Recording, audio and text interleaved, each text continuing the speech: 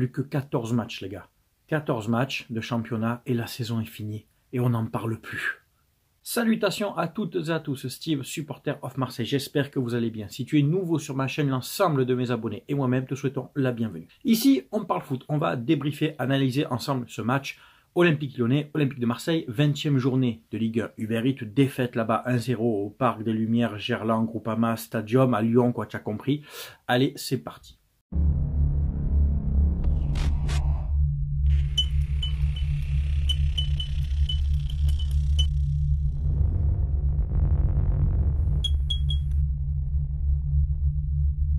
Tout d'abord, donc j'ai deux petits messages à faire passer. D'abord une dédicace, j'ai fait une pub pour une chaîne YouTube hier dans la journée.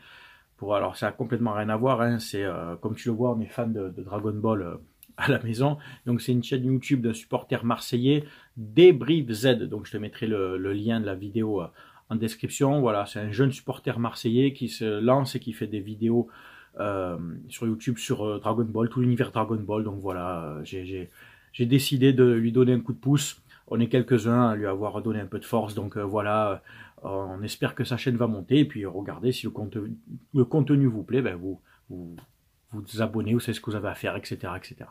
Je souhaite un très bon anniversaire à Thibaut Vézirian, enfin, pas lui-même en personne, mais à son annonce le 5 février 2021.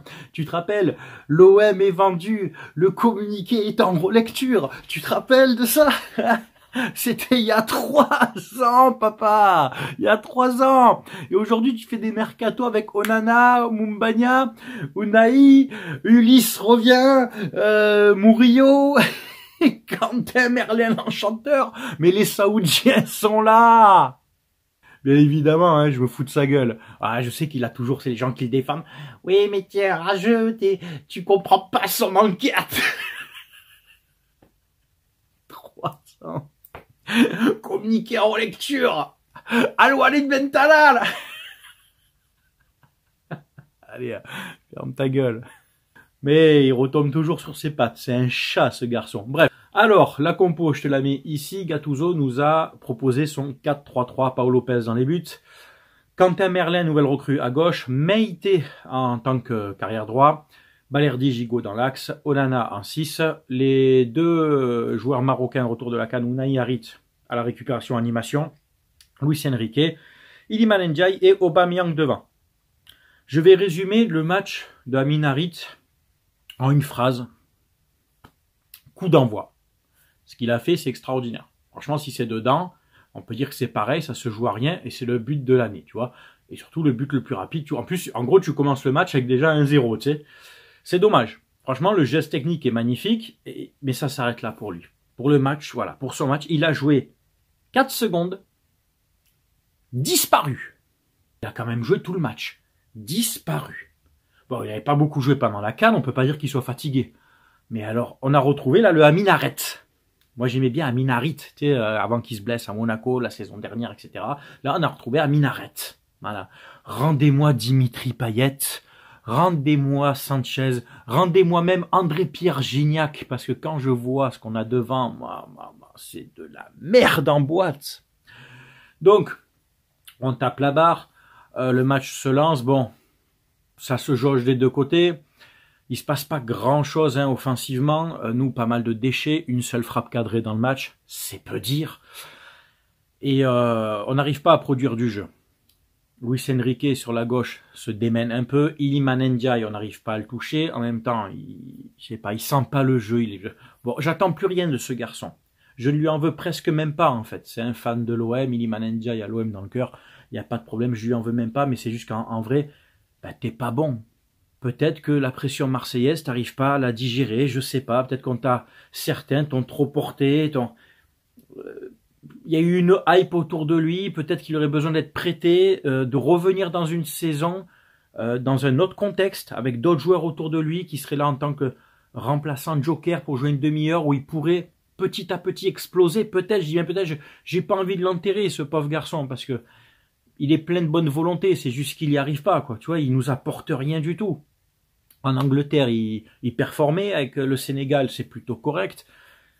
Et nous, ça le fait pas. Peut-être le contexte ne va pas. Voilà, donc j'ai pas envie de, tu vois, de le saquer. J'ai pas envie de bon. C'est un jeune footballeur qui n'y s'y fait pas, quoi. Voilà. Aubameyang, tu vas m'en parler de lui tout de suite. Monsieur 700 000 € par mois, tu as une occasion d'égaliser. Tu nous fais ce petit piqué, alors, très bien remis par Moumbagna d'ailleurs, hein, soit dit en passant. La course est bonne, l'appel est bon, la passe est bonne, c'est nickel. Jusque là, Pierre-Emerick, on est bon. Et puis après, tu as ce piqué dégueulasse. Il a été tellement long, il a rebondi. J'ai eu le temps d'aller me servir à boire, d'aller me laver les mains, de discuter avec un pote de la soirée de la veille. Et on m'a dit, d'un coup, on a regardé, mais le ballon rebondissait encore. C'est quand que tu vas être tueur, toi, un petit peu. Ça y est, les gens se sont enflammés parce qu'Aubameyang avait mis 5-6 buts là en quelques matchs. J'ai dit, c'est bien, il fait son job, mais j'attends de la régularité. La régularité, lui, on l'a pas. Voilà, rends-moi Sanchez, va me chercher Gignac au Mexique, hein, tu le ramènes avec un sombrero si tu veux, parce que là, lui, c'est but, là. Ça, c'est but. Avec Sanchez, c'est but. Avec Payet, ça, c'est but. Même avec Under, c'est but, ça. Mais avec Aubameyang, c'est pas but. De toute façon, avec Vitinha, non seulement ça aurait pas été but, mais ça aurait été blessure d'un supporter et crevaison d'un ballon. Il y a des fortes chances. Voilà, la seule occasion qu'on a, alors le défenseur lyonnais revient bien, hein, ça j'y enlève pas. Défenseur au milieu, je sais pas quel joueur lyonnais revient bien. Et en plus, il la dégage, ça tape la barre. On n'a même pas la réussite qui se la mette tout seul dedans. On n'a même pas ça, nous. Voilà. C'est la seule occasion. La seule véritable occasion. Parce qu'après, il y a eu des centres, hein. 24 centres. Ah, on en a eu des centres de Luis Enrique, des centres de Meite, notamment de Klose quand il est rentré. Klose est rentré à la dernière demi-heure de jeu. Garcia a remplacé Quentin Merlin qui a pris le bouillon tout le match. Bon, il vient d'arriver, on va lui laisser un peu de temps d'adaptation. Et il y a eu la rentrée de Moumbagna à la place de Iliman Ndiaye. J'ai bien aimé la rentrée de Moumbagna qui apporte un peu d'impact physique, de puissance.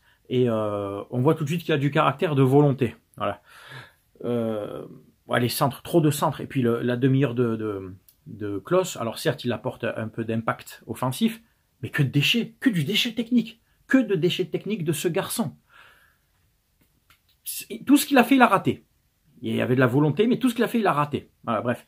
Reparlons de la première mi-temps avec ce but lyonnais avec beaucoup de réussite et de malice aussi de Lacazette, hein, par son expérience. C'est un centre qui vient de la droite, ça passe devant toute la défense. Paolo Lopez et Meite se jettent, ils se gênent aussi. Lacazette tombe dans l'élan, il fait une roulade et en même temps qu'il fait une roulade, il la reprend pied gauche parce que Paolo Lopez a été très lourd aussi, très lent à revenir sur le ballon. Il n'a pas eu grand chose à faire dans le match, un ou deux arrêts, certes, il les a fait, mais là, je l'ai trouvé un peu lourd, là, tu vois, sur l'action, il aurait pu la prendre. Il y a moyen de faire mieux. On prend un but vraiment casquette bidon. C'est une des seules actions, d'ailleurs, de Lyon, action dangereuse, hein. S'il y en a eu une autre qui a été sauvée sur la ligne, oui, par Paolo Lopez, pareil, un peu dans le même genre, tu sais, cette occasion, je crois, c'est en première mi-temps aussi, où le ballon, bon, ça, bim bam boum dans la surface. Ça revient dans les pieds d'un Lyonnais qui frappe et Paolo Lopez l'arrête, mais c'est tout, quoi. C'était pas un beau match en soi, je vais te dire, c'était vraiment pas un beau match du tout. Possession de balle, on a eu 63 possessions du ballon. Les 2 tiers du temps, on a eu la possession du ballon, complètement stérile, hein, d'accord. Et on a gagné 91% des duels aériens, c'est énorme. Et après, les duels normaux, on a gagné 55 ou 60%, je crois, hein, tu vérifieras. Mais c'est énorme. Mais malgré ça, on n'a rien produit offensivement. Défensivement, Balerdi, pour moi, était le meilleur. Il a annihilé beaucoup d'offensives lyonnaises. Gigot, pareil, de la volonté et du caractère, mais beaucoup de gâchis, quoi. Beaucoup de déchets aussi, beaucoup d'approximations, d'accord. Meite qui joue à droite, c'est pas à son poste. Onana, de l'impact physique, ça oui, de l'impact physique, il va dans les duels et tout, mais balle au pied, c'est très très limité, quoi. C'est genre, je récupère le ballon, je la donne tout de suite. À la limite, c'est tout ce qu'on lui demande. À la limite, si moi, le mec, qui fait 90 minutes pleines, qui se bat, qui ramasse un maximum de ballons, qui harcèle le porteur adverse, hein, au milieu de terrain, ça me va. Après, il la donne. Et il y avait des créateurs. Il y avait du Harit, il y avait du Unai. Harit, je te dis transparent. Unai, quand même quelques fulgurances dans le match. Quand même quelques beaux gestes. Mais il gagne pas ses duels. Par contre, trop frêle, le garçon. Beaucoup trop frêle. Avec le Maroc, il est extraordinaire. Bon, avec le Maroc à la CAN. Hein. Je vais pas minimiser cette compétition, mais bon, la CAN, c'est pas le même niveau que les championnats européens, sans manquer de respect, il faut être objectif. Il est meilleur avec le Maroc qu'avec nous. Bon, c'est comme ça. C'est comme Ndiaye d'ailleurs. À la création, il n'y avait rien. Luis Enrique qui s'est battu lui aussi, beaucoup d'abnégation, beaucoup de débauche d'énergie, mais c'est pas passé grand-chose, quoi. Hier, on aurait pu jouer encore pendant toute une mi-temps, qu'on n'aurait pas marqué de but. Et encore que peut-être que ça aurait été judicieux de faire entrer Mumbagna plus tôt, de passer à 2 attaquants, comme il a fait, mais de repasser en 3-5-2, en fait. Parce que au milieu de terrain, ça manquait de présence. J'aurais fait sortir Harit pour faire rentrer peut-être... faire rentrer qui? Ah ouais, très bonne question. Tiens, je te pose la question. Faire rentrer qui? Que des blessés, des absents. Kondogbia, Gay, Rongier, Verretou. L'absence de Verretou nous a fait beaucoup de mal au milieu de terrain. 4 milieux de terrain qui manquaient. 4 milieux de terrain. Je pense que si tu as un Verretou, Harit ne joue pas. C'est clair et net. Verretou apporte donc cette technicité au milieu de terrain, cet allant, il casse les lignes, tu vois ce que je veux dire, c'est le monsieur plus en ce moment du milieu de terrain qui va débloquer des situations, chose qu'Harit malheureusement n'a pas su faire. Voilà.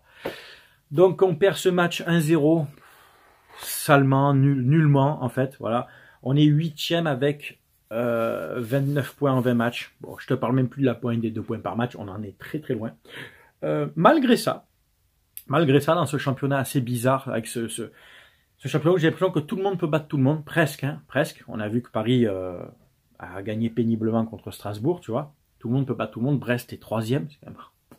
Lyon qui venait de perdre contre Rennes à domicile et un autre match au Havre, par exemple. Après, ils nous tapent. Nous, on fait des matchs nuls depuis janvier. On a fait match nul contre Strasbourg, Monaco, Montpellier. Là, on perd, tu vois. C'est un championnat complètement flagada. Donc, tu fais une série de 3 victoires. Je te garantis que tu es qualifié en Ligue des Champions, tu es 4e. Là, tu fais une belle série d'aller 5 matchs sur 5 matchs. Tu prends 3 victoires de nul. On va dire 11 points sur 15. Tu te rapproches des places de Ligue des Champions. Ça va très très vite. Bon, ça va très vite, mais il reste que 14 matchs. Donc, il serait temps de la débloquer, de la commencer cette série. Qu'est-ce que je pense de Gattuso, de son coaching? Il fait avec les moyens du bord. Certes, il a voulu jouer à 4 derrière parce qu'il avait très peu de choix défensifs sur le banc. Il n'y avait pas Mbemba, il avait que Klos et Garcia, donc 2 latéraux. Il n'avait pas d'autres défenseurs centrales. Donc, pour jouer à 3 derrière, ça aurait été compliqué. Ça aurait été compliqué. Donc, je lui en veux pas trop sur son plan de jeu, mais je pense qu'il aurait peut-être dû faire sortir Harit plus tôt.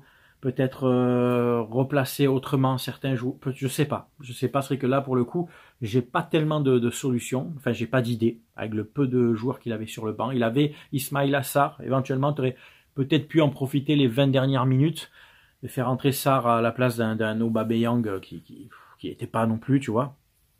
Je sais pas. Mettre Harit plus haut. Enfin, j'en sais rien en fait. J'en sais rien du tout. Bref. C'est à vous de commenter, de donner votre avis, que tu sois supporter de l'OM, de Lyon ou d'une autre équipe. Tu sais qu'avec moi, on respecte toujours bien entendu les avis de chacun, si tu es respectueux toi-même dans ton commentaire. Voilà. C'était Steve, supporter of Marseille. Je vous souhaite quand même de passer une très bonne semaine. Portez-vous bien. À très bientôt. Ciao, ciao tout le monde.